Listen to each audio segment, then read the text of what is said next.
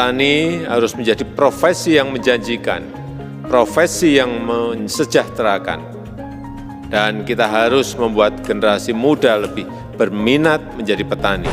Eits, kita pause dulu sampai sini. Memangnya menurut generasi milenial sudah menjanjikankah profesi petani?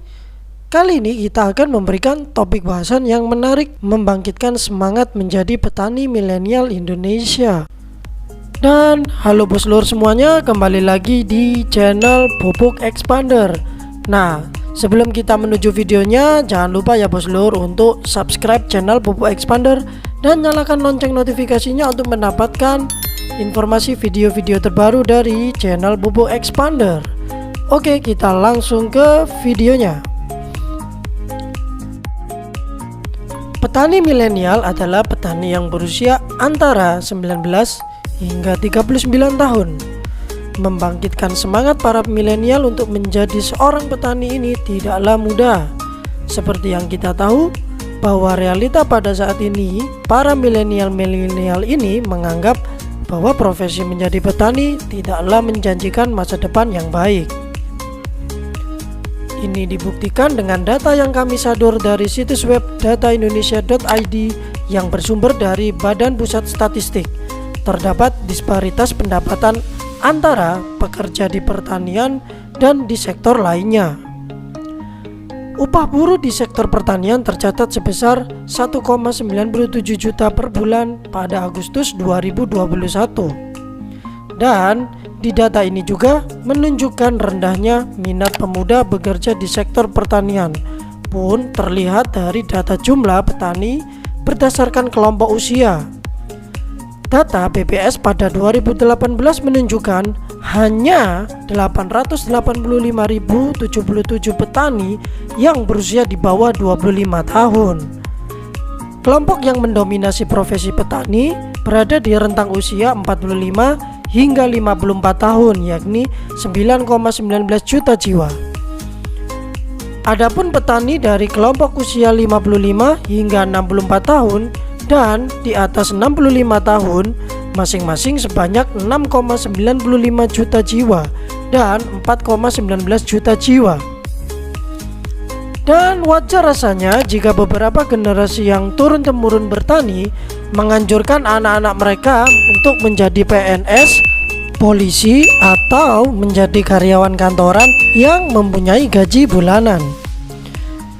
Banyak faktor yang membuat profesi petani tidak dilirik oleh milenial seperti beban kerja yang berat dan tak sebanding dengan hasil pertaniannya yang masih kurang, anggapan mengenai profesi petani tidak terlalu baik, hingga persoalan minimnya lahan pertanian yang bisa digarap.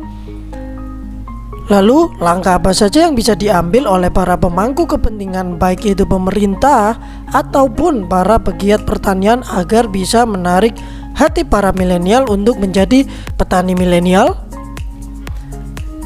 Yang bisa dilakukan pertama adalah penyediaan lahan pertanian yang cukup untuk digarap. Pentingnya penyediaan lahan pertanian bagi para petani milenial sangatlah penting. Lahan tersebut bisa milik pemerintah, BUMN hingga swasta, dan nantinya lahan ini akan dipinjamkan negara untuk program petani milenial. Dan yang kedua, kemudahan akses permodalan pengelolaan pertanian. Bentuk permodalan yang bisa diberikan adalah seperti pemberian kredit usaha rakyat dengan relaksasi berupa tambahan subsidi bunga kur.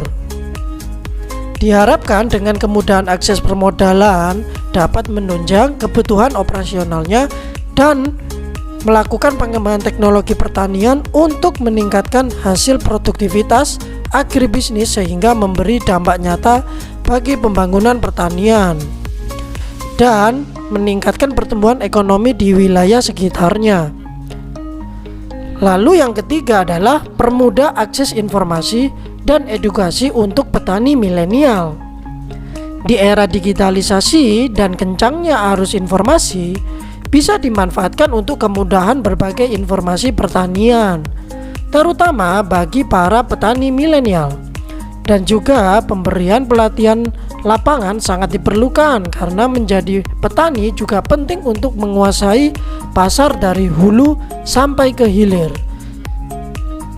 sehingga mereka dapat meningkatkan harga jual, mengolah hasil pertaniannya, dan meningkatkan taraf kehidupannya.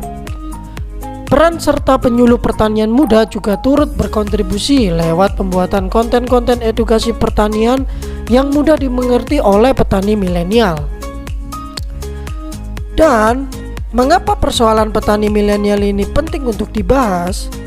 Karena regenerasi petani tetap harus dilakukan, dan bila regenerasi petani mandek, lalu siapa lagi yang akan menjadi petani yang memasok bahan pangan kita sehari-hari?